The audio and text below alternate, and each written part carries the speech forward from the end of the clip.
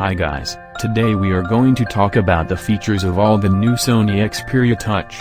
Before that, make sure you subscribe our channel. Thank you. The Xperia Touch has a 100-lumen LED-based light source that can project a 23-inch screen on a desk or other surface, or an 80-inch screen on a wall, both at a 1366 by 768 pixel resolution. It's grainy for the size it projects, not to mention the price. It slightly exceeds the sharpness of the 720p P300 Neo, but it can't match the crispness of the 1080p LG Mini Beam Ultra Short Throw projector.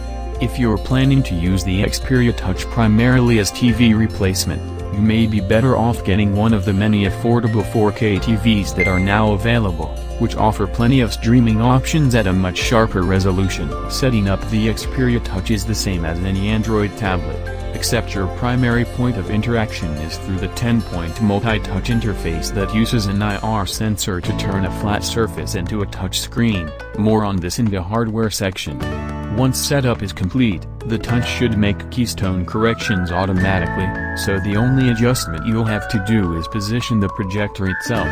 Set it with the black bar pointing up at the ceiling to project down to a tabletop, or with the black bar facing you if you want it to project against a wall. The Touch measures 5.3 by 2.7 by 5.6 inches, HWD, and weighs 2.1 pounds, bigger and heavier than Pico projectors like the P300 Neo, 1.2 by 5.5 by 3.5 inches, 12.8 ounces, and the LG Mini Beam LED projector, 1.7 by 6.9 by 4.3 inches, 1.4 pounds.